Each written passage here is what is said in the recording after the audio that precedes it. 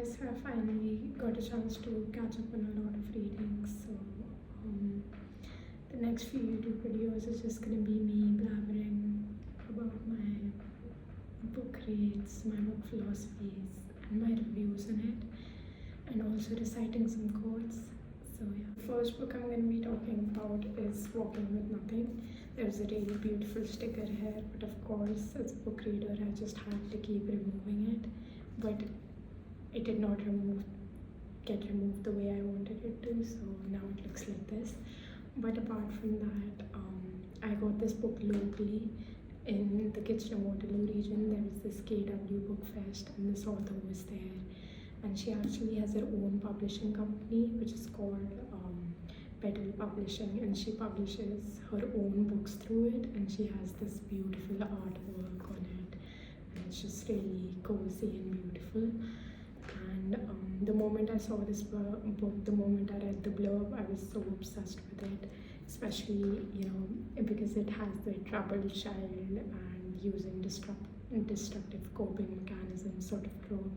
And then they meet someone who tries to fix them, not really tries to fix them, but is bold with them, is not afraid to be harsh with them or tell them the harsh truth. And that's something that I really enjoy. I actually wrote a lot of notes about the book because I'm more of a writer than I am a speaker. The book really makes you understand how childish any type of rage is when we're just in the stage of growing up and someone really close to us, mostly family members, hurt us. It leaves a really big impact on our brain. And no matter how much we try, we just can't be the same innocent person that they kept hurting. And we have this, natural urge in us to become someone else, to become like the person who hurt us because they didn't get hurt at all and they were cruel and they were happy about it. So we have the same urge to be that way, to be detached. And we develop this protective layer around our personality. We become more cold and more distant, especially from those who try to come close to us. We start becoming very rude. I really like this book is because the main male character Rico is someone who really understands parental abuse and the absence of parental authority during your childhood, and that makes him very self-reliant, and as he grows up he's dependent on no one, and he's always repaying anyone's debt and not taking favors from anyone. But another thing is that it also makes him very tough and very difficult to form a real connection with, because he has this really powerful protection layer around him, and if anyone tries to get to know the messy parts of him, the part of him that is really hurt or is grieving, then he really gets a bad sort of defensive. And this girl called Hinata comes to his life, which is really strange to him because that's the very moment in his life and he's the most hypocritical version of himself. He's just done something bad to his best friend, he's done something to betray his best friend's trust, and he's also already feeling pretty shit about himself and about his actions, and he feels like he doesn't deserve any sort of love.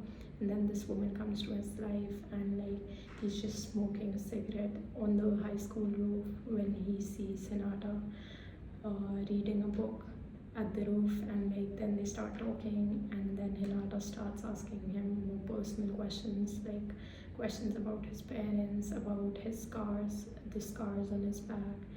It really makes him very confused and angry that why is this girl trying to know me, why is she trying to make a difference in my life? And because he does not want that, he often just ignores her. But then at one point it reaches that point when he just can't ignore her, because he becomes curious about her too. So some of the quotes that I found most psychologically relatable were, I became detached from my body. That's how I was able to sleep with all those women.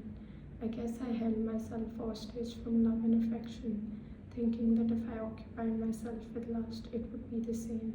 But I was wrong. in the end, once they left, I felt lonelier than ever. I think the book really goes into the height of showing how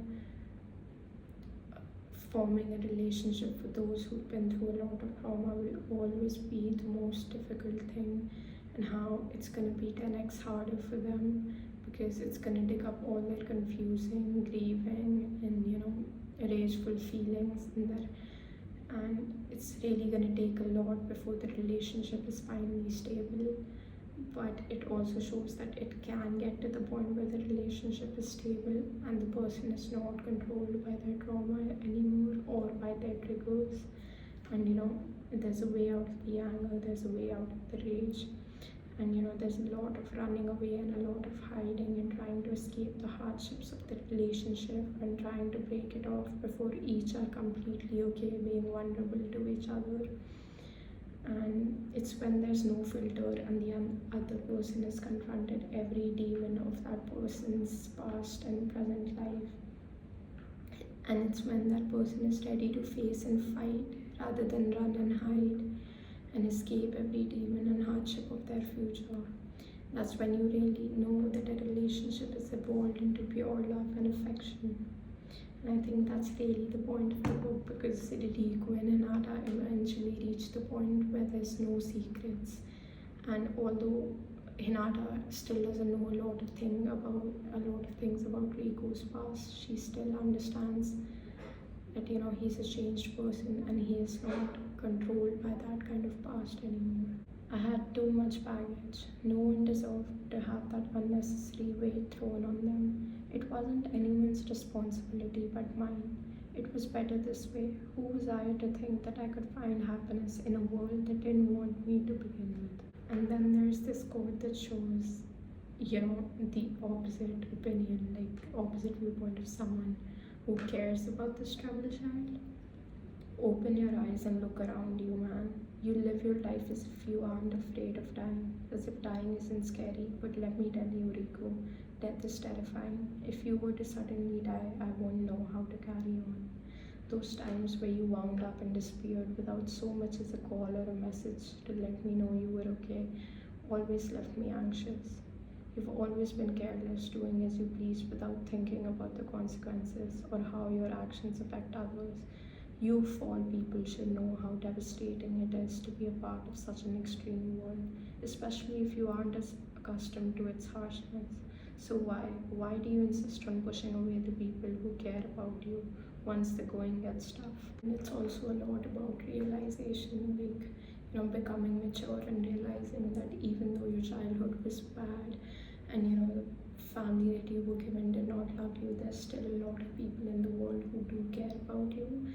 And like, if you were gone, they would miss you, and you would bring them a lot of pain if you were reckless. So just choosing to become mature because of the responsibilities that you owe to your loved ones, and that's something that's really special about the book, and it really makes you realize that.